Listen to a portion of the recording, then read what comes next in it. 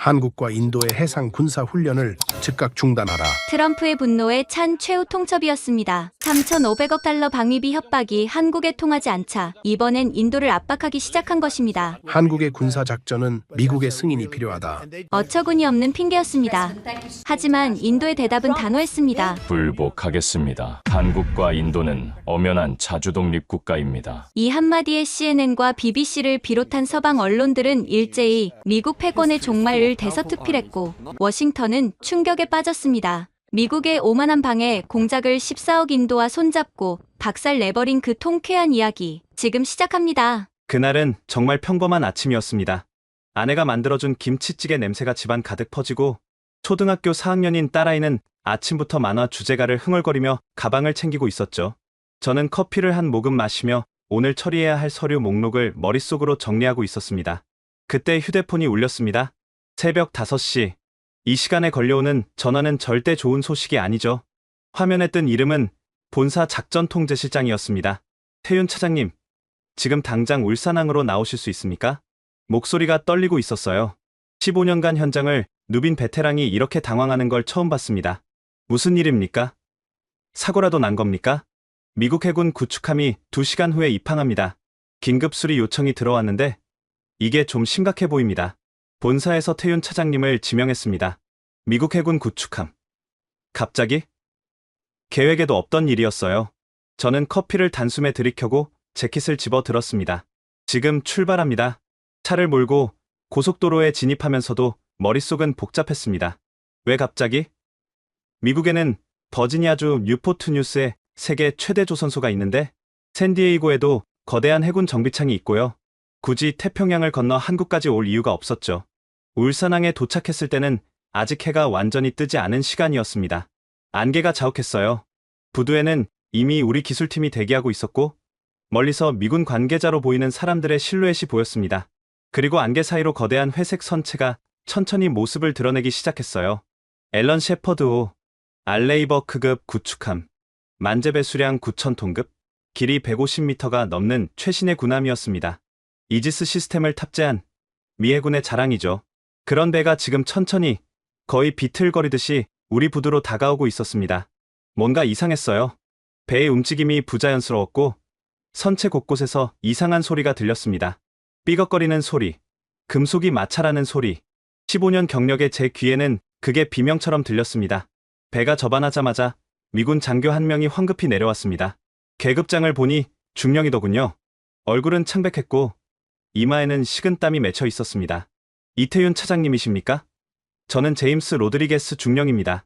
시간이 없습니다. 바로 점검에 들어가 주십시오. 악수를 청하는 그의 손이 미세하게 떨리고 있었어요. 저희 팀은 즉시 배에 올라 점검을 시작했습니다. 그리고 엔진룸에 들어서는 순간 저는 제 눈을 의심했습니다. 추진 시스템의 주축에 길고 깊은 균열이 가 있었어요. 이건 단순한 마모가 아니었습니다. 구조적 결함이었죠. 방치하면 항해 중에 주축이 완전히 부러질 수도 있는 위험한 상태였습니다. 레이더 시스템도 마찬가지였어요. 핵심 부품들이 제대로 작동하지 않았고 일부는 아예 고장난 상태였습니다. 이지스 시스템의 냉각장치도 문제가 있었고요. 저는 천천히 밖으로 나와 로드리게스 중령을 찾았습니다. 그는 갑판 한 구석에서 담배를 피우고 있었어요. 중령님, 제 목소리가 생각보다 무겁게 나왔습니다. 이건 정비 수준이 아닙니다. 응급수술 수준입니다. 이 상태로 어떻게 여기까지 오신 겁니까? 로드리게스 중령은 담배를 한 모금 깊게 빨아들이고는 천천히 연기를 내뱉었습니다. 그의 눈빛에는 깊은 피로와 무언가 체념 같은 게 섞여 있었어요. 이태윤 차장님, 솔직히 말씀드리겠습니다. 그가 주변을 둘러보고는 목소리를 낮췄습니다. 저희가 이 배를 샌디에이고 정비창으로 가져갔었습니다. 거기서 3주를 기다렸습니다. 결론은 뭐였는지 아십니까? 부품이 없다는 겁니다.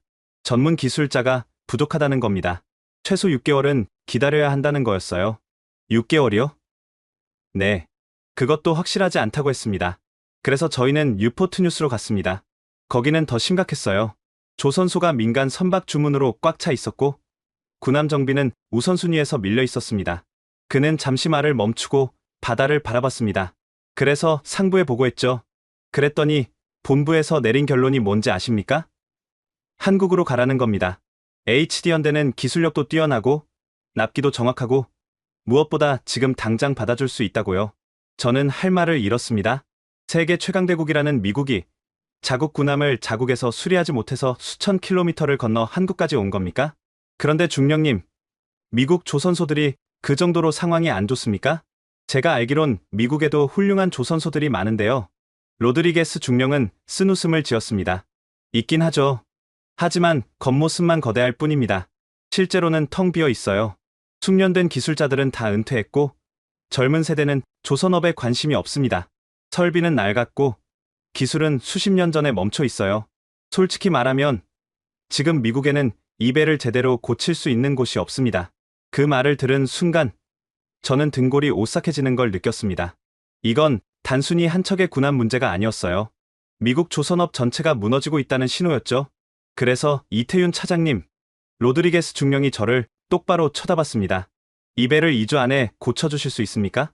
저희에게는 시간이 없습니다. 남중국해 순찰 일정이 잡혀 있고 이 배가 빠지면 전체 작전에 차질이 생깁니다. 2주. 보통 이런 수리는 최소 한 달은 걸립니다. 하지만 그의 눈빛을 보니 거절할 수가 없었어요. 그건 단순한 비즈니스 요청이 아니었습니다. 거의 애원에 가까운 무언가였죠. 최선을 다해보겠습니다. 로드리게스 중령은 안도의 한숨을 쉬며 제 손을 꽉 잡았습니다. 감사합니다. 정말 감사합니다. 당신들이 아니었다면 저희는 정말... 그는 말을 잇지 못하고 고개를 돌렸어요. 저는 배에서 내려와 우리 기술팀을 소집했습니다. 수석 엔지니어인 박현수 부장이 심각한 표정으로 물었습니다. 차장님, 이거 진짜 2주 안에 가능할까요? 보니까 상태가 생각보다 훨씬 심각합니다. 해야죠. 우리가 못하면 저 배는 태평양 한가운데서 멈춰설 수도 있어요. 그런데 차장님, 박 부장이 목소리를 낮췄습니다. 이거 좀 이상하지 않습니까? 미국이 자기네 배를 왜 우리한테 맡기는 겁니까? 뭔가 사정이 있는 것 같은데요. 네. 저도 그렇게 생각합니다. 하지만 지금은 일단 일부터 처리합시다. 나중에 자세히 알아보죠. 하지만 그날 오후, 저는 제 궁금증에 대한 답을 듣게 됩니다. 그것도 아주 충격적인 방식으로요. 그리고 그 진실은 제가 상상했던 것보다 훨씬 더 심각했고, 훨씬 더 광범위한 문제였습니다. 점심시간이 지나고, 제 휴대폰에 한 통의 전화가 걸려왔습니다. 발신자는 모르는 번호였지만 목소리는 낯익었어요. 바로 몇 년 전 국제 조선박람회에서 만났던 미 해군 제임슨 제독이었습니다. 이태윤 차장님, 저를 기억하십니까? 우리 좀 만나서 이야기를 나눌 수 있을까요? 아주 중요한 이야기입니다. 하지만 이건 공식적인 자리가 되어선 안 됩니다. 그의 목소리에는 묘한 긴박함이 실려 있었습니다. 저는 직감적으로 알았어요. 이 사람이 저에게 들려줄 이야기가 오늘 아침 제가 본 그 이상한 광경에 대한 답이 될 거라는 걸 말이죠. 저는 제임슨 제독을 울산 시내의 조용한 호텔 커피숍에서 만났습니다. 그는 사복을 입고 있었어요.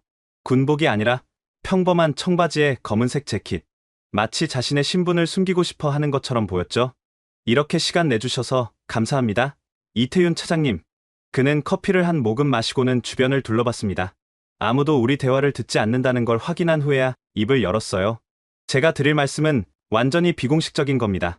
이 대화는 어디에도 기록되지 않을 거고 저는 이런 이야기를 한 적이 없습니다. 이해하시겠습니까? 네, 제독님. 좋습니다. 그럼 솔직하게 말씀드리겠습니다. 제임슨 제독은 깊은 한숨을 쉬었습니다. 그의 얼굴에는 깊은 피로와 좌절감이 서려 있었어요. 오늘 아침에 앨런 셰퍼드호를 보셨죠? 그 배의 상태가 어땠습니까? 솔직히 말씀드리면 충격적이었습니다. 최신의 군함이 저렇게까지 방치될 수 있다는 게 믿기지 않았어요. 방치가 아닙니다. 차장님, 우리가 고치고 싶어도 고칠 수가 없었던 겁니다. 제독은 가방에서 두꺼운 서류철을 꺼냈습니다. 표지에는 극비라는 빨간 도장이 찍혀 있었어요. 이건 제가 지난 1년간 작성한 보고서입니다. 미 해군 함대의 정비 능력에 관한 실태 조사죠. 결론부터 말씀드리면 우리는 끝났습니다. 미국 조선업은 완전히 붕괴했어요. 완전히 붕괴라니, 그게 무슨 말씀이십니까? 제독은 서류를 펼쳤습니다. 거기에는 수십 년간의 통계와 그래프들이 빼곡히 적혀 있었어요. 1960년대를 보십시오. 그때 미국은 전 세계 조선량의 50%를 차지했습니다. 우리는 세계 최고였어요. 항공모함, 핵잠수함, 구축함, 모든 것을 만들 수 있었죠. 민간 선박은 물론이고요. 그의 손가락이 그래프를 따라 내려갔습니다. 하지만 1980년대에 일본에게 추월당했습니다. 그때만 해도 우리는 대수롭지 않게 생각했어요. 일본은 동맹국이니까 뭐 상관없다고 생각했죠. 그런데 문제는 거기서 멈추지 않았습니다. 2000년대 들어서는 한국과 중국이 무섭게 치고 올라왔습니다. 특히 한국은 놀라웠어요. 대형 컨테이너선, LNG 운반선, 초대형 유조선. 우리가 만들던 모든 것을 한국이 더 빠르고, 더 싸고, 더 정확하게 만들기 시작했습니다. 제독의 목소리에는 패배감이 묻어났어요. 그리고 지금 2025년 미국에 남은 조선소는 단 7개뿐입니다. 그나마도 제대로 가동되는 곳은 서너 곳에 불과해요. 민간 선박은 아예 만들지도 않습니다. 경쟁이 안 되니까요. 군함만 겨우겨우 만들고 있는데 그마저도 일정은 계속 지연되고 비용은 천문학적으로 올라갑니다. 저는 그래프를 들여다봤습니다. 정말 충격적이었어요. 미국의 조선 능력이 추락하는 그래프는 거의 수직으로 떨어지고 있었죠. 왜 이렇게 된 겁니까? 미국 정도의 나라가 어떻게 조선업을 이렇게까지 잃어버릴 수 있습니까? 제독은 쓴웃음을 지었습니다. 이유는 복합적입니다. 첫째, 숙련공 문제입니다. 1980년대부터 미국 젊은이들은 조선업에 관심이 없었어요. 힘들고, 더럽고, 위험한 일이니까요. 그래서 숙련공들이 은퇴하면서 기술 전수가 끊겼습니다. 지금 미국 조선소에서 일하는 기술자들의 평균 연령이 55세입니다. 10년 후면 이 사람들도 다 은퇴해요. 둘째, 설비 문제입니다. 미국 조선소들의 설비는 대부분 40년에서 50년 전 것들입니다. 낡았어요. 현대화 투자가 전혀 이루어지지 않았죠. 한국이나 중국의 최신 설비와는 비교가 안 됩니다. 셋째, 기술력 문제입니다. 민간 선박 시장에서 완전히 밀려나면서 우리는 최신 조선 기술을 습득할 기회를 잃었습니다. 한국과 중국은 매년 수십 척의 배를 만들면서 기술을 발전시키는데 우리는 그냥 멈춰 있었어요. 저는 고개를 끄덕였습니다. 이제 이해가 됐어요. 왜 앨런 셰퍼드호가 한국까지 온 건지 말이죠. 그래서 군함 정비조차 제대로 못하는 상황이 된 겁니까? 정확합니다. 지금 미 해군은 심각한 문제에 직면해 있어요. 보유한 함정은 많은데 제대로 정비할 수 있는 곳이 없습니다. 앨런 셰퍼드호만의 문제가 아니에요.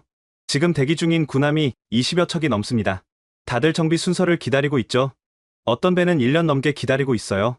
제임슨 제독은 커피잔을 내려놓고 제 눈을 똑바로 바라봤습니다. 이태윤 차장님, 솔직히 말씀드리겠습니다. 지금 미국은 당신들이 필요합니다. 한국의 기술이, 한국의 조선소가 절실합니다. 앨런 셰퍼드호는 시작일 뿐이에요. 앞으로 더 많은 배들이 한국으로 올 겁니다. 저는 복잡한 감정이 밀려왔습니다. 한편으로는 우리 기술력을 인정받는 것 같아 뿌듯했어요. 하지만 동시에 이상한 느낌도 들었죠. 제독님, 그런데 워싱턴에서는 이 상황을 알고 있습니까? 제독의 얼굴이 굳어졌습니다. 알고는 있습니다. 하지만 인정하지 않으려고 해요. 특히 트럼프 진영은 절대로 이 사실을 공개적으로 인정하지 않을 겁니다. 미국 우선주의를 외치는 사람들이 미국이 다른 나라에 의존하고 있다는 걸 어떻게 인정하겠습니까? 그럼 이 문제를 해결할 계획은 있습니까? 제독은 고개를 저었습니다. 장기적으로는 미국 조선업을 재건해야 한다는 보고서를 수없이 올렸습니다. 하지만 정치인들은 관심이 없어요. 당장 눈에 보이는 성과가 없으니까요. 조선소 하나 제대로 짓는데 10년은 걸립니다. 숙련공을 양성하는 데도 10년입니다. 어느 정치인이 20년 뒤를 내다보고 투자하겠습니까? 그 말을 듣는 순간 저는 문득 2008년이 떠올랐습니다. 금융위기가 터지고 울산 조선소에서 수천 명이 해고당하던 그때 제 아버지도 그때 명예퇴직을 당하셨죠. 30년을 일한 조선소에서 하루아침에 쫓겨나셨어요. 그때 미국 언론들은 뭐라고 했죠? 한국 조선업은 끝났다고, 중국에게 다 빼앗길 거라고 했습니다. 하지만 우리는 버텼어요. 기술 개발에 투자했고, 품질을 높였고, 새로운 시장을 개척했습니다. 그리고 지금 우리는 여기 있었죠. 미국 군함을 고쳐주는 위치에 말이에요. 제독님, 한 가지만 여쭤보겠습니다. 기술이라는 건 하루아침에 생기는 게 아니지 않습니까? 미국이 조선업을 다시 일으키려면 최소 20년은 걸릴 겁니다. 그 20년 동안은 어떻게 하실 건가요? 제임슨 제독은 한참을 침묵했습니다. 그리고 나지막하게 말했어요. 그래서 당신들이 필요한 겁니다. 하지만 이태윤 차장님, 한 가지 경고를 드리고 싶습니다. 경고요?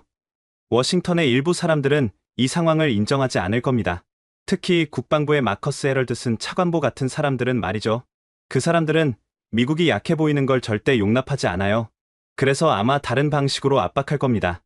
무슨 압박 말입니까? 방위비 증액이나 무역 압박 같은 것들이요. 도움은 받으면서도 동시에 한국을 길들이려고 할 겁니다. 그게 그들의 방식이에요. 저는 불안한 예감이 들었습니다. 하지만 그때는 그게 얼마나 빨리, 얼마나 노골적으로 현실이 될지 몰랐어요. 제임슨 제독과 헤어지고 회사로 돌아오는 길, 저는 차 안에서 라디오를 켰습니다. 그리고 뉴스 속보가 흘러나왔죠. 트럼프 전 대통령이 한국에 3,500억 달러의 방위비 증액을 요구했습니다. 이는 현재 방위비의 3배가 넘는 금액으로 한국 정부는 즉각 반발했습니다. 저는 핸들을 꽉 쥐었습니다. 제임슨 제독의 경고가 벌써 현실이 되고 있었어요. 그리고 이건 시작에 불과했습니다. 앞으로 우리가 마주할 폭풍은 제가 상상했던 것보다 훨씬 더 거세고 무자비할 테니까요. 회사에 도착했을 때 사무실은 난리가 나 있었습니다. 모든 직원들이 TV 앞에 모여 있었고 화면에서는 트럼프가 특유의 몸짓을 섞어가며 연설하고 있었어요. 한국은 부유한 나라입니다. 아주 부자예요. 그런데 우리한테 공짜로 보호받고 있습니다. 이건 불공평해요. 매우 불공평합니다. 한국은 우리에게 더 많이 내야 합니다. 3,500억 달러. 그 정도는 낼 수 있잖아요. 직원들 사이에서 분노 섞인 웅성거림이 터져 나왔습니다. 저 사람 미쳤나? 3,500억이면 우리나라 국방 예산의 몇 배야? 공짜로 보호? 우리가 매년 얼마를 내는데?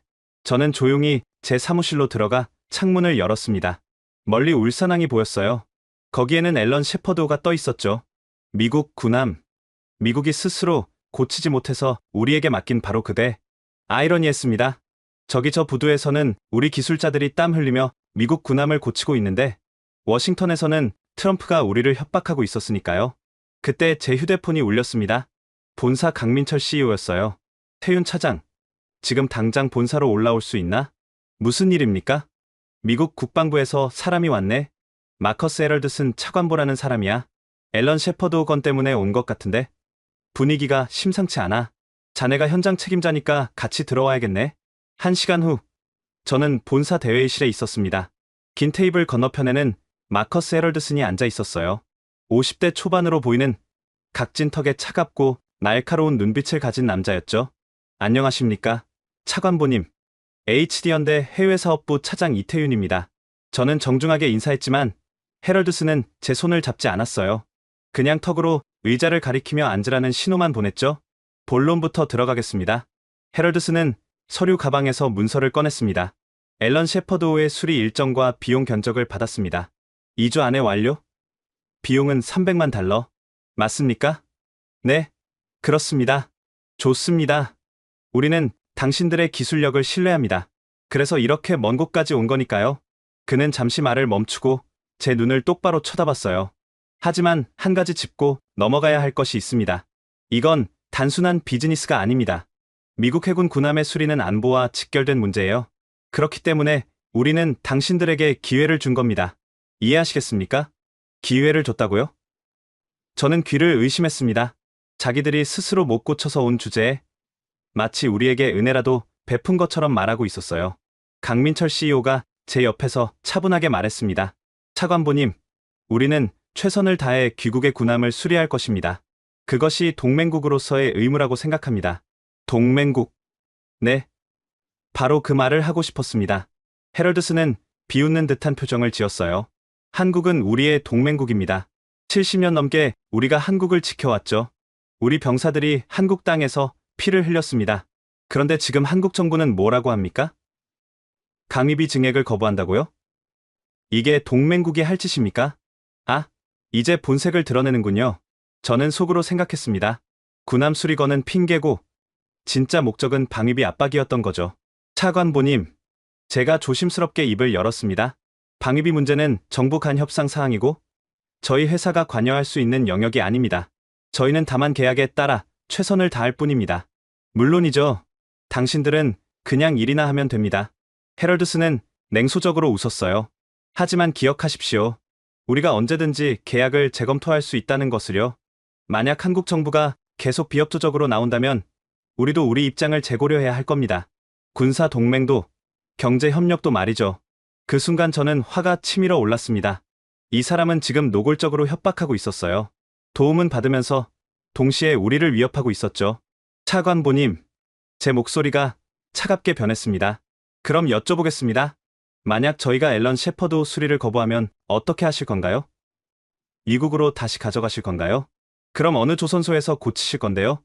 헤럴드슨의 얼굴이 굳어졌습니다. 제가 급소를 찌른 거죠. 뭐라고요? 지금 감히 저는 사실을 말씀드리는 겁니다. 차관보님께서는 우리에게 기회를 줬다고 하셨지만 제가 보기에는 정반대입니다. 지금 미국이 우리의 도움이 필요한 겁니다. 그렇지 않다면 왜 태평양을 건너 여기까지 오셨겠습니까? 강민철 CEO가 제 팔을 잡았어요. 진정하라는 신호였죠. 하지만 저는 멈출 수 없었습니다. 협박으로는 아무것도 얻을 수 없습니다. 차관보님, 진짜 동맹이라면 서로를 존중해야 합니다. 한쪽이 일방적으로 요구하고 위협하는 건 동맹이 아니라 굴종입니다. 회의실이 얼어붙었습니다. 헤럴드슨은 얼굴이 새빨개져서는 벌떡 일어났어요. 좋습니다. 아주 좋아요. 당신들의 입장을 분명히 알았습니다. 워싱턴에 보고하겠습니다. 그리고 기억하십시오. 이 결정이 어떤 결과를 낳을지 말이에요. 그는 서류를 집어들고 회의실을 박차고 나갔습니다. 수행원들이 황급히 뒤따라갔죠. 문이 닫히고 강민철 CEO가 깊은 한숨을 쉬었습니다. 태윤 차장, 자네 방금 엄청난 일을 저질렀네. 미국 국방부 차관보를 정면으로 반박했어. 죄송합니다, 회장님. 하지만 저 사람의 태도는 정말... 아니야. CEO가 제 어깨를 두드렸습니다. 자네 말이 맞아. 저런 협박에 굴복하면 끝이 없어. 하지만 태윤 차장, 이제 우리는 새로운 전략이 필요해. 미국만 바라보고 있을 수는 없어. 무슨 말씀이신지요? 강민철 CEO는 창밖을 바라보며 말했습니다. 사실 지난 몇 달간 조용히 추진하던 프로젝트가 하나 있네. 인도와의 협력이야. 그리고 마침 좋은 소식이 있어. 그는 책상 위에 서류를 집어들었어요. 인도 코친 조선소와 대규모 기술 협력 MOU를 체결했네. 인도 정부도 전폭적으로 지원하기로 했어. 인도는 지금 해양 강국이 되려는 꿈을 가지고 있고 우리의 기술이 필요해.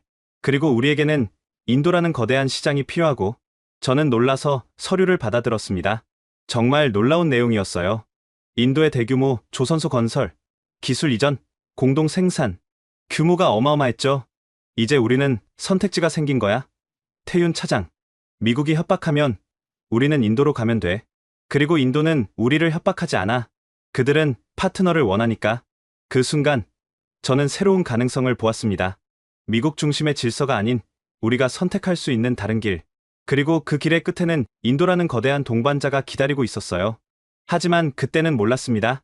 이 결정이 얼마나 역사적인 순간이 될지, 그리고 우리가 곧 목격하게 될 변화가 얼마나 극적일지 말이에요. 이틀 후, 저는 본사 화상회의실에 앉아 있었습니다. 화면 너머에는 인도 코친 조선소의 전략기획실장 라제시 쿠마르가 보였어요. 30대 후반으로 보이는 날카로운 눈빛과 자신감 넘치는 표정의 남자였죠. 안녕하십니까? 이태윤 차장님. 만나서 반갑습니다. 라제시의 영어는 유창했고 발음도 정확했어요.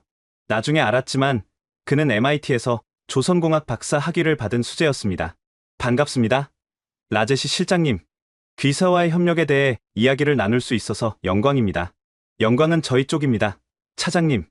HD현대는 세계 최고의 조선소입니다. 저희가 꿈꾸는 미래를 실현하기 위해서는 당신들의 기술이 꼭 필요합니다. 라제시는 화면을 공유했습니다. 거기에는 방대한 계획이 펼쳐져 있었어요.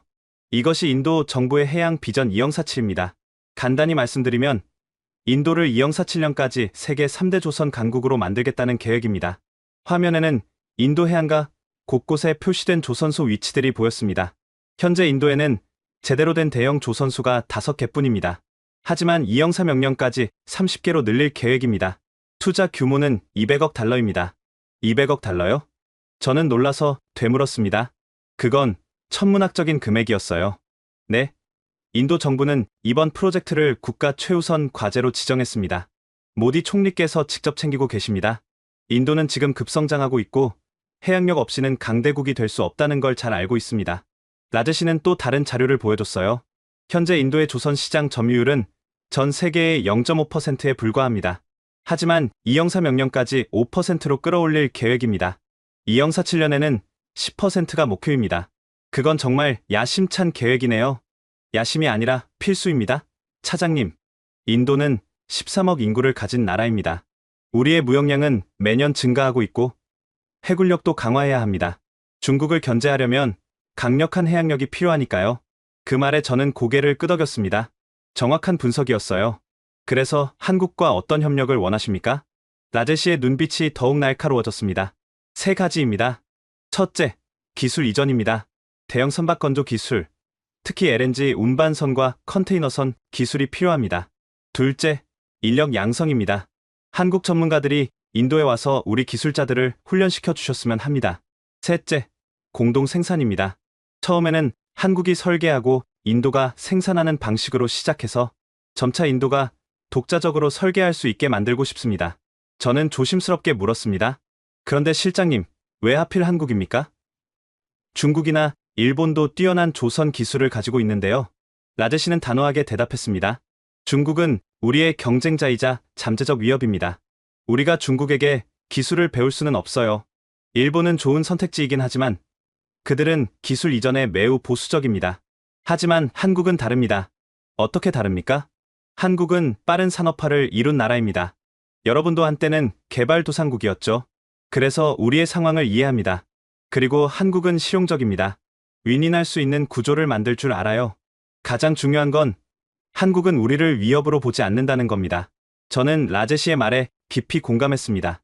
그는 명확한 비전을 가지고 있었고 그 비전을 실현할 전략도 치밀하게 짜놓고 있었어요. 그런데 실장님, 솔직히 여쭤보겠습니다. 미국은 이 협력을 어떻게 볼까요? 인도도 미국의 중요한 파트너 아닙니까? 라제시는 잠시 침묵했습니다. 그리고 조심스럽게 말했어요. 차장님, 솔직하게 말씀드리겠습니다. 미국은 이미 우리에게 압력을 넣기 시작했습니다. 한국과의 협력을 재고하라고요. 특히 군함건조 기술 협력은 미국의 허가가 필요하다고 주장합니다. 그럼 어떻게 하실 겁니까? 우리는 굴복하지 않을 겁니다. 라제시의 목소리에는 강한 의지가 담겨 있었어요. 인도는 더 이상 누군가의 부속품이 아닙니다. 우리는 독자적인 길을 갈 겁니다. 미국과는 협력하되 종속되지 않습니다. 중국과는 경쟁하되 적대하지 않습니다. 그리고 한국과는 진정한 파트너가 되고 싶습니다.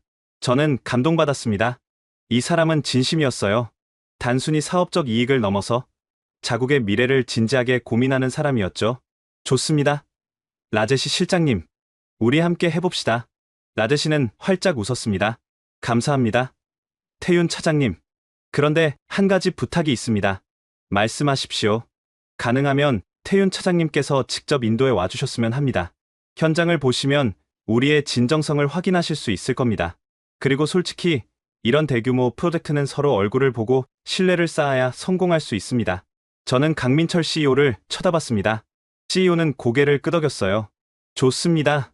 일정을 조율해서 방문하겠습니다. 회의가 끝나고 CEO가 제게 말했습니다. 태윤 차장, 이번 프로젝트는 우리 회사의 미래가 걸린 일이네. 미국이 계속 저렇게 나온다면 인도가 우리의 새로운 시장이 될 수 있어. 13억 인구, 성장하는 경제, 확대되는 해군, 기회는 무궁무진해. 알겠습니다, 회장님. 최선을 다하겠습니다. 그날 밤, 집에 돌아와 아내에게 인도 출장 이야기를 꺼냈습니다. 인도요? 거기 날씨 엄청 덥다던데? 조심해서 다녀와요. 응. 중요한 일이야. 우리 회사뿐만 아니라 어쩌면 한국 조선업 전체의 미래가 걸린 일일 수도 있어. 아내는 제 손을 잡았어요. 당신 요즘 많이 힘들어 보여요. 미국 일 때문에 스트레스 많이 받았죠? 그렇긴 한데 이제 새로운 길이 보여. 미국만 바라볼 필요가 없다는 걸 깨달았어. 세상은 넓고 우리와 함께할 파트너들은 많아. 그리고 2주일 후 저는 인도 코친으로 향하는 비행기에 올랐습니다. 그곳에서 제가 보게 될 광경은 제 모든 기대를 뛰어넘는 것이었습니다. 인도는 정말로 준비되어 있었고 그들의 열정은 상상 이상이었어요. 그리고 그곳에서 라제시와 저는 단순한 사업 파트너를 넘어 진정한 동지가 되어갔습니다. 코친 국제공항에 내렸을 때 인도의 열기가 온몸을 감쌌습니다. 습하고 뜨거운 공기, 그리고 수많은 사람들의 소음. 모든 것이 낯설었지만 동시에 에너지로 가득 차 있었어요. 라제시가 직접 공항에 나와 저를 맞아줬습니다. 태윤, 환영합니다. 드디어 인도에 오셨군요. 우리는 포옹했습니다. 화상으로만 보던 사람을 실제로 만나니 묘한 감정이 들었어요. 라제시, 만나서 반갑습니다. 직접 오시다니 감사합니다. 당연하죠. 당신은 우리의 귀한 손님이에요. 자, 서두릅시다. 보여드릴 게 많아요. 차를 타고 코친 조선소로 향하는 길, 창밖으로 인도의 풍경이 펼쳐졌습니다. 오래된 건물들과 최신식 빌딩이 공존하고 수많은 사람들이 길거리를 메우고 있었어요. 인도는 지금 변화하고 있습니다. 라제시가 창밖을 가리키며 말했습니다. 보이시죠? 저기 짓고 있는 고층 빌딩들. 저것들은 다 최근 5년 사이에 생긴 겁니다. 인도는 이제 더 이상 가난한 나라가 아니에요. 우리는 성장하고 있고 꿈을 꾸고 있습니다. 1시간쯤 달렸을까요? 멀리 거대한 크레인들이 보이기 시작했습니다. 그리고 아라비아해가 펼쳐졌죠. 푸른 바다 위에 거대한 조선소가 자리 잡고 있었어요. 저게 코친 조선소입니다. 라제시의 목소리에는 자부심이 묻어났습니다. 60년 역사를 가진 인도 최대 조선소입니다. 하지만 솔직히 말하면 그동안은 낡고 비효율적이었어요. 그래서 우리가 완전히 새롭게 바꾸려는 겁니다. 조선소에 들어서자 제 눈이 휘둥그레졌습니다. 규모가 어마어마했어요. 축구장 수십 개를 합쳐놓은 것 같은 넓이의 부지에 수만 명의 노동자들이 일하고 있었죠. 현재 5만 명이 일하고 있습니다. 라제시가 설명했습니다. 그리고 앞으로 2만 명을 더 고용할 계획입니다. 인도에는 일할 사람이 넘쳐나요. 문제는 기술이었죠. 그래서 당신들이 필요한 겁니다. 우리는 현장을 둘러보기 시작했습니다. 그리고 놀라운 광경을 목격했어요. 이미 한국에서 파견된 기술자 20명이 현장에서 인도 노동자들을 지도하고 있었던 겁니다. 저기 보이시죠? 라제시가 한 구역을 가리켰습니다. 용접 기술을 교육하고 있습니다. 당신들이 보낸 박기범 팀장님이 직접 가르치고 계세요. 저는 박기범 팀장에게 다가갔습니다. 그는 땀을 뻘뻘 흘리며 인도 노동자들에게 용접 시연을 하고 있었어요. 팀장님, 수고 많으십니다. 아, 차장님, 여기까지 오셨습니까? 박 팀장은 반가운 얼굴로 저를 맞았습니다. 현장 분위기는 어떻습니까? 생각보다 훨씬 좋습니다. 이 친구들, 배우려는 열정이 대단해요. 한국어로 인사하는 것도 배웠습니다. 보세요. 박 팀장이 인도 노동자들에게 손짓했습니다. 그러자 그들이 우리를 향해 절을 하며 외쳤어요. 안녕하십니까? 발음은 어색했지만 진심이 느껴졌습니다. 저는 감동받았어요. 이 친구들 매일 새벽 5시에 나와서 저녁 8시까지 일합니다. 박 팀장이 말했습니다. 점심시간에도 쉬지 않고 연습해요. 한국처럼 되고 싶대요. 솔직히 이 정도 열정은 한국에서도 보기 힘듭니다. 저는 라제시를 쳐다봤습니다.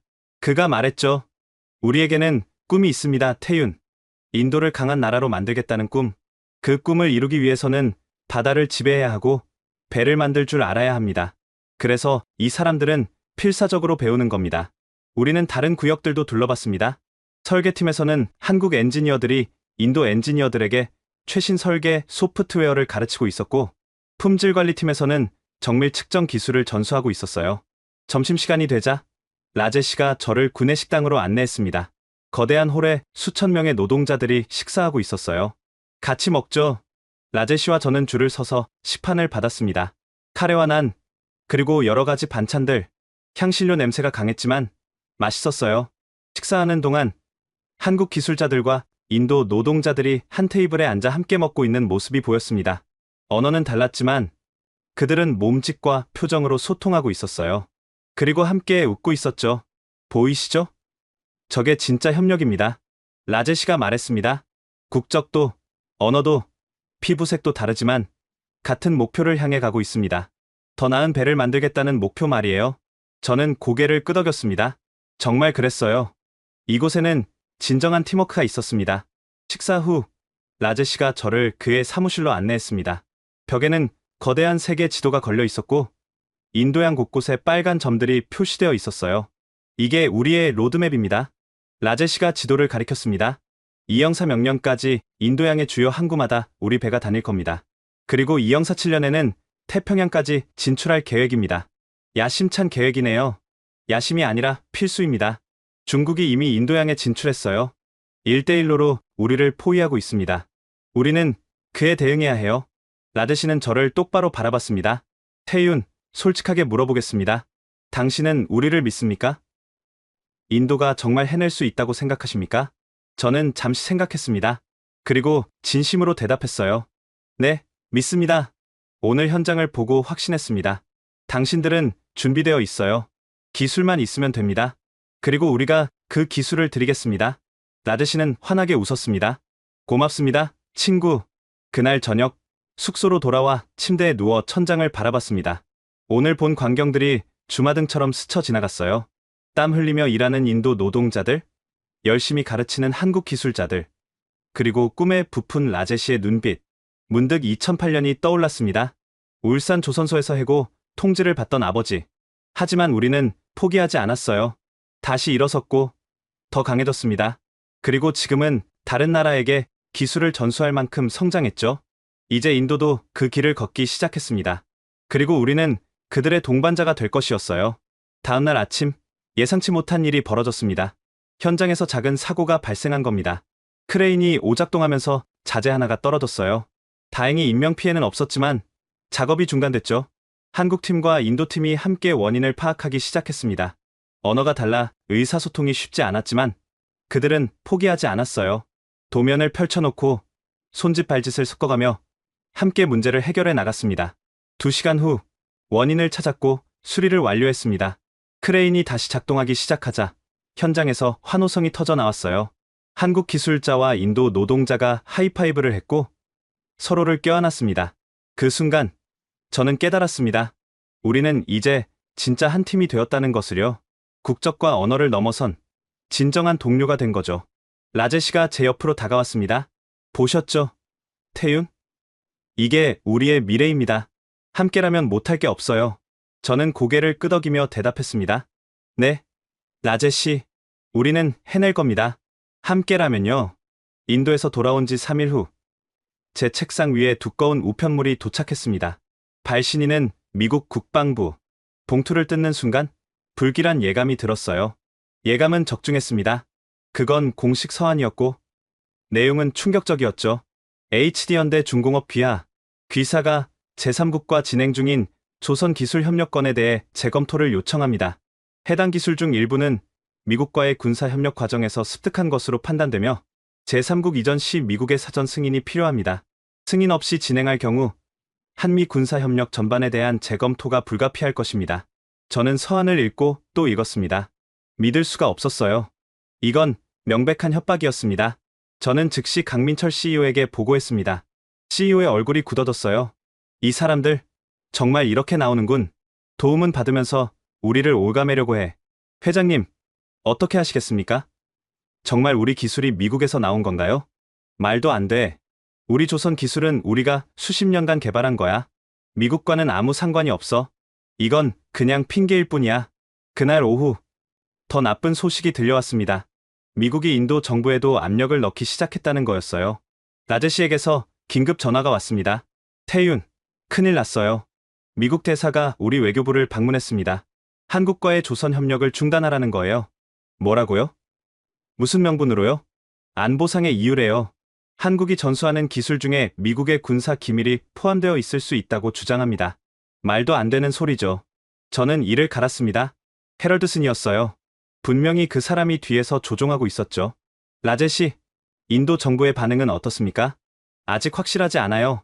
일부에서는 미국과의 관계를 고려해야 한다고 말합니다. 하지만 우리 국방장관님은 단호하세요. 주권 문제라고 하십니다. 그럼 프로젝트는 어떻게 됩니까? 일단은 계속 진행합니다. 하지만 태윤, 압력이 점점 거세질 겁니다. 각오해야 해요. 전화를 끊고 저는 창밖을 바라봤습니다. 울산항에는 여전히 앨런 셰퍼드호가 떠 있었어요. 우리가 고쳐주고 있는 미국 군함. 아이러니했습니다. 이틀 후 예상대로 헤럴드슨이 다시 한국을 방문했습니다. 이번에는 공식 일정이 아니라 비공식 면담이었어요. 그는 서울의 한 호텔에서 저를 만나자고 요청했습니다. 저는 혼자 갔습니다. 강민철 CEO는 공식적으로 개입하지 않는 게 좋겠다고 판단했죠. 호텔 스위트룸에서 헤럴드슨을 만났습니다. 그는 소파에 편하게 앉아 위스키를 마시고 있었어요. 오셨군요. 이태윤 차장. 앉으시죠. 저는 그의 맞은편에 앉았습니다. 그는 위스키 잔을 들어 건배를 청했지만 저는 거절했어요. 본론부터 들어가시죠. 차관보님. 무슨 용건이십니까? 바로 들어가시는군요. 좋아요. 그럼 솔직하게 말하겠습니다. 헤럴드슨은 위스키를 한 모금 마시고는 말했습니다. 인도와의 협력, 중단하십시오. 왜 그래야 합니까? 안보상의 이유입니다. 당신들이 인도에 넘기려는 기술은, 차관보님, 제가 그의 말을 끊었습니다. 그 기술은 우리가 개발한 겁니다. 미국과는 아무 상관이 없어요. 차관보님께서는 그걸 잘 아시면서도 거짓말을 하고 계십니다. 헤럴드슨의 얼굴이 굳어졌습니다. 거짓말이라고요? 조심하십시오. 이 차장. 당신이 누구와 이야기하고 있는지 알고 있습니까? 네. 잘 알고 있습니다. 미국의 오만함을 대표하는 분이시죠. 헤럴드슨이 소파에서 벌떡 일어났습니다. 이봐요, 이 차장. 당신은 지금 엄청난 실수를 하고 있어요. 우리가 앨런 셰퍼드 수리를 누구한테 맡겼는지 잊었습니까? 우리가 언제든지 계약을 취소할 수 있다는 거 알고 있어요? 그러시죠. 제가 차분하게 대답했습니다. 계약을 취소하십시오. 그럼 그 배는 어디서 고치실 건가요? 샌디에이고로 가지고 가실 건가요? 그럼 6개월은 기다리셔야 할 텐데요. 그 사이에 남중국해 작전은 어떻게 하실 건가요? 헤럴드슨의 얼굴이 붉어졌습니다. 제가 그의 급소를 정확히 찌른 거죠. 당신, 지금 미국을 협박하는 겁니까? 아닙니다. 현실을 말씀드리는 겁니다. 차관보님께서 협박을 하시니까 저도 사실을 말씀드리는 거예요. 저는 자리에서 일어났습니다. 차관보님, 저희는 인도와의 협력을 중단하지 않을 겁니다. 그건 정당한 사업이고 어느 나라의 간섭도 받을 이유가 없습니다. 그리고 앨런 셰퍼드 수리도 계속하겠습니다. 우리는 약속을 지키는 사람들이니까요. 하지만 계약을 취소하고 싶으시다면 그건 차관보님의 선택입니다. 이 오만한 건 누구입니까? 차관보님. 도움은 받으면서 동시에 협박하는 쪽이 오만한 거 아닙니까? 저는 그 말을 끝으로 방을 나왔습니다. 뒤에서 헤럴드슨이 뭐라고 소리쳤지만 듣지 않았어요. 엘리베이터를 타고 내려오면서 제 손이 떨리는 걸 느꼈습니다. 방금 제가 한 일이 얼마나 큰 파장을 일으킬지 알고 있었어요. 하지만 후회는 없었습니다. 누군가는 해야 할 일이었으니까요. 회사로 돌아와 강민철 CEO에게 보고했습니다. CEO는 한참을 침묵하더니 말했어요. 태윤 차장, 자네 정말 배짱 좋네. 미국 국방부 차관보를 정면으로 맞섰어. 죄송합니다, 회장님. 제가 너무 나갔나요? 아니야. CEO가 제 어깨를 두드렸습니다. 자네가 옳았어. 이제 우리는 선택을 해야 해. 계속 굴복하면서 살 것인가? 아니면 당당하게 우리 길을 갈 것인가? 회장님께서는 어떻게 하시겠습니까? 강민철 CEO는 창밖의 조선소를 바라보며 말했습니다. 우리는 절대 굴복하지 않는다. 인도와 함께 간다. 미국이 떠나면 떠나는 거야. 우리에게는 이제 다른 선택지가 있으니까. 그날 저녁 라제시에게 전화했습니다. 라제시, 우리는 계속합니다. 어떤 압력이 와도 멈추지 않을 겁니다. 라제시의 목소리에서 안도감이 느껴졌어요. 고맙습니다, 태윤. 인도도 마찬가지입니다.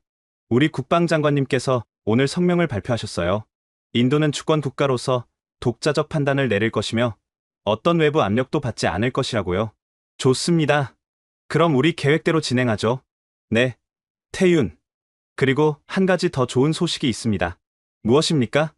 다음 달에 한국과 인도의 첫 양자 해군 훈련이 예정되어 있습니다. 인도양에서 말이에요. 이건 역사상 처음 있는 일입니다. 그리고 저희는 당신을 초청하고 싶습니다. 함께 역사적 순간을 목격하시죠. 저는 가슴이 뛰는 걸 느꼈습니다. 한인 해군 훈련. 그건 단순한 군사 훈련이 아니었어요. 새로운 해양 질서의 시작을 알리는 신호탄이었죠. 물론입니다. 꼭 참석하겠습니다. 전화를 끊고 저는 다시 창밖을 바라봤습니다. 앨런 셰퍼드호의 수리가 거의 끝나가고 있었어요. 며칠 후면 저 배는 다시 바다로 나갈 겁니다. 그리고 우리도 새로운 항로로 나아가고 있었습니다. 미국의 그늘에서 벗어나 우리만의 길을 개척하는 항로로 말이죠.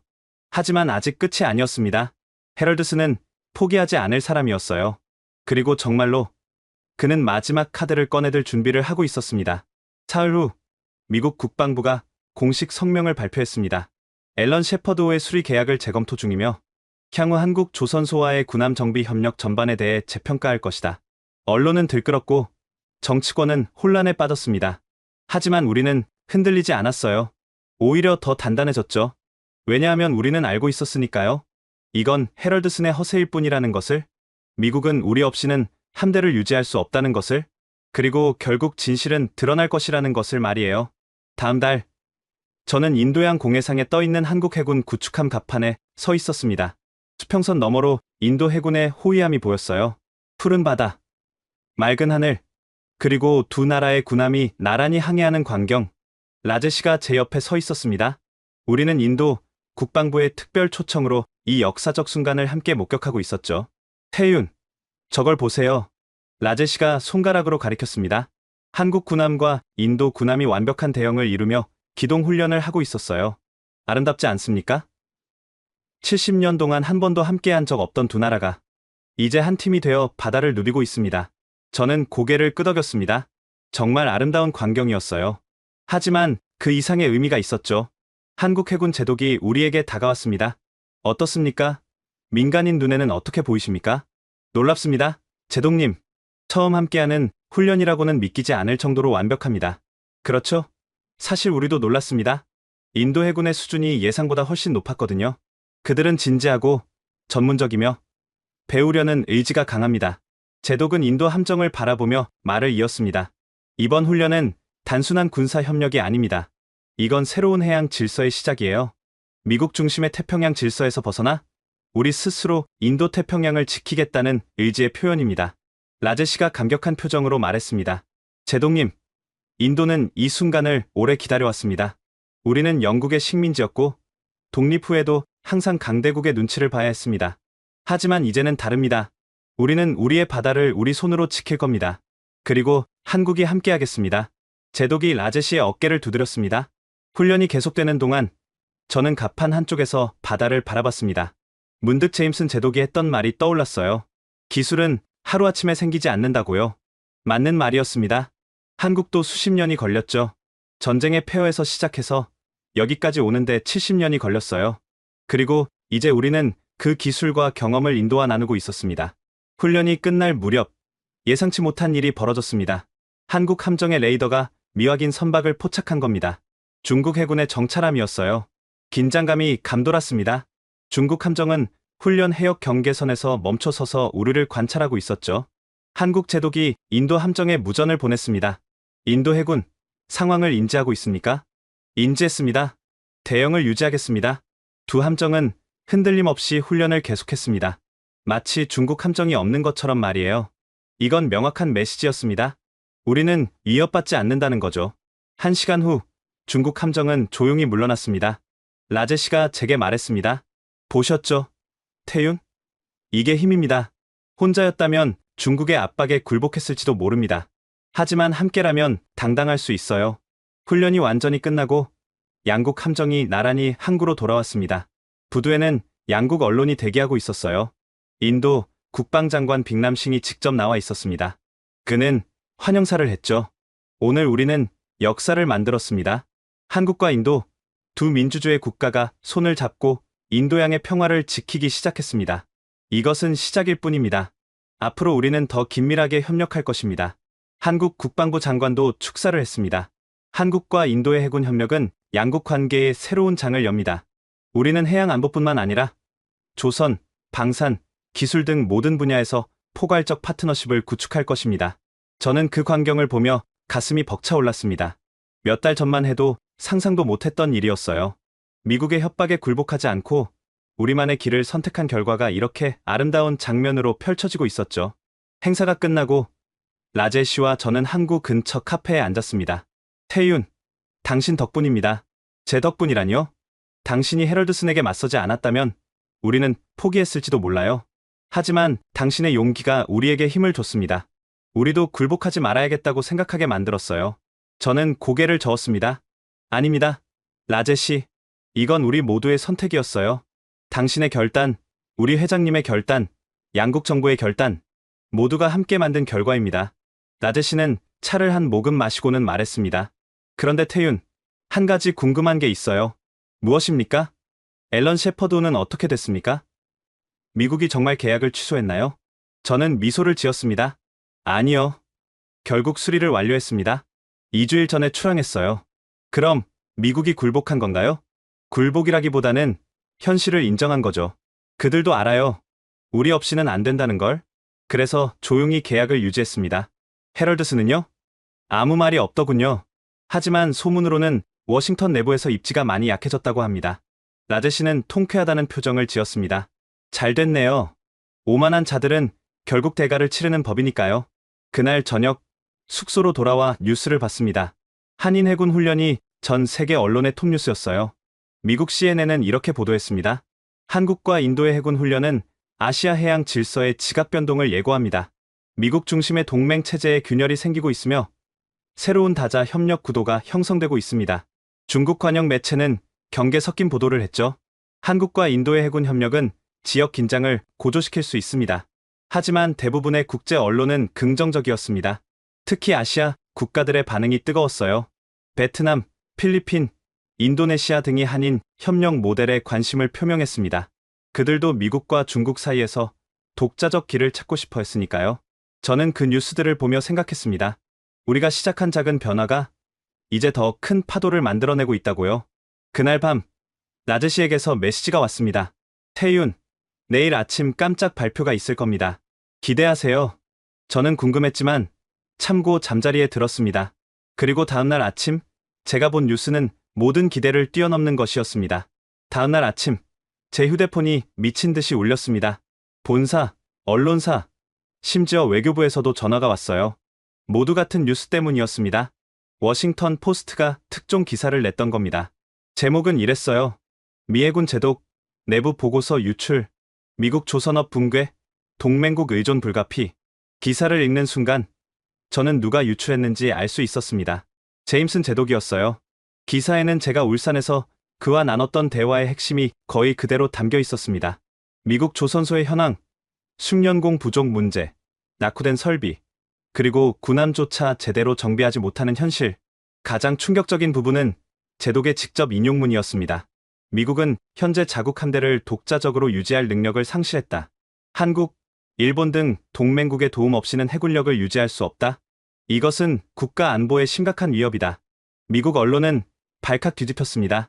보수 진영은 제독을 배신자라고 비난했고 진보 진영은 현실 직시를 요구했죠. 그날 오후 미 의회는 긴급 청문회를 소집했습니다. 주제는 미국 조선업의 현황과 국가 안보. 증인으로는 제임슨 제독과 마커스 헤럴드슨이 출석했어요. 저는 회사 회의실에서 동료들과 함께 생중계를 지켜봤습니다. 청문회장은 긴장감으로 가득 차 있었어요. 제임슨 제독이 먼저 증언석에 섰습니다. 제독, 당신이 기밀 문서를 언론에 유출한 것이 사실입니까? 보수파 의원이 날카롭게 물었습니다. 네, 저입니다. 제독은 담담하게 대답했어요. 하지만 그것은 기밀이 아닙니다. 국민이 알아야 할 진실입니다. 진실이라고요? 당신은 미국을 약하게 만들었습니다. 적들에게 우리의 약점을 알렸어요. 의원님, 제독의 목소리가 단호해졌습니다. 적들은 이미 알고 있습니다. 모르는 건 미국 국민뿐이었어요. 저는 그저 진실을 알렸을 뿐입니다. 그래서 뭘 어쩌자는 겁니까? 한국의 굽신거리라는 겁니까? 굽신거리는 게 아닙니다. 존중하는 겁니다. 제독이 청문회장을 둘러봤어요. 여러분, 한국은 우리의 동맹입니다. 70년간 함께해온 파트너입니다. 그들이 지금 우리를 돕고 있어요. 우리가 스스로 하지 못하는 일을 대신해주고 있습니다. 그런데 우리는 어떻게 하고 있습니까? 강의비를 더 내라고 협박하고 제3국과의 협력을 방해하고 있습니다. 이게 동맹을 대하는 태도입니까? 청문회장이 술렁였습니다. 제독, 하지만 한국이 인도와 협력하는 건 우리 안보에 도움이 됩니다. 제독이 말을 끊었어요. 인도는 중국을 견제할 수 있는 유일한 나라입니다. 한국과 인도가 협력해서 강해지면 그게 바로 우리 안보에 도움이 되는 겁니다. 왜 우리는 모든 걸 통제하려고만 합니까? 동맹국들이 스스로 강해지는 걸 왜 두려워합니까? 진보파 의원 한 명이 손을 들었습니다. 제독, 그럼 미국은 어떻게 해야 합니까? 간단합니다. 두 가지를 해야 합니다. 제독이 두 손가락을 들었어요. 첫째, 조선업 재건입니다. 지금 당장 시작해야 합니다. 10년, 20년이 걸리더라도 반드시 해야 합니다. 둘째, 동맹국을 존중하는 겁니다. 협박이 아니라 협력으로, 굴종이 아니라 파트너십으로 대해야 합니다. 다음은 헤럴드슨의 차례였습니다. 그는 자신감 넘치는 표정으로 증언석에 섰어요. 의원님들, 제임슨 제독의 말은 과장되었습니다. 미국은 여전히 강합니다. 우리는? 차관보님, 한 의원이 끼어들었습니다. 앨런 셰퍼드호가 한국에서 수리받은 것은 사실입니까? 헤럴드슨의 얼굴이 굳어졌습니다. 그건 효율성을 위한 결정이었습니다. 효율성이요?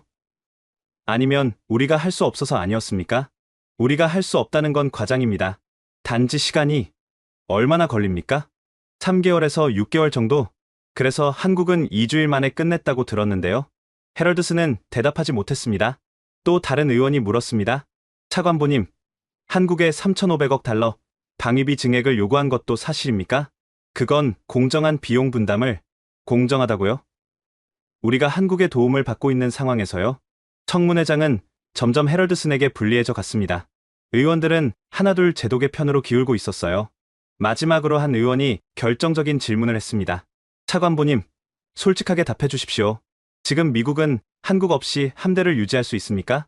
헤럴드슨은 한참을 침묵했습니다. 그리고 작은 목소리로 대답했어요. 단기적으로는 어렵습니다.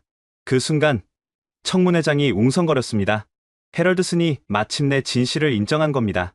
청문회가 끝난 후 미국 여론은 급격히 변하기 시작했습니다. 보수 진영에서도 실용주의자들이 목소리를 내기 시작했어요. 동맹을 협박해서는 안 된다. 그들도 자존심이 있다. 미국 조선업 재건에 투자해야 한다. 이대로는 안 된다. 진보 진영은 더 강하게 나왔죠. 트럼프의 방위비 폭탄은 실패했다. 오히려 한국을 인도와 가깝게 만들었다. 가장 놀라운 건 월스트리트의 반응이었습니다. 경제 전문가들이 한인, 조선 협력을 긍정적으로 평가하기 시작한 거예요. 한국과 인도의 조선 동맹은 새로운 성장 동력이다. 미국 기업들도 이 흐름에 동참해야 한다. 저는 뉴스를 보며 생각했습니다. 변화가 시작되고 있다고요.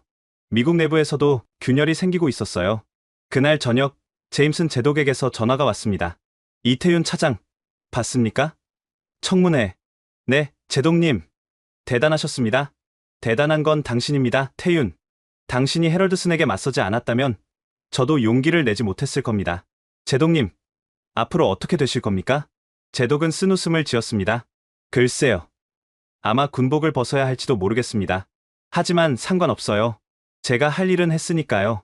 제독님, 제가 진심으로 말했습니다. 제독님은 진정한 애국자이십니다. 고맙습니다, 태윤.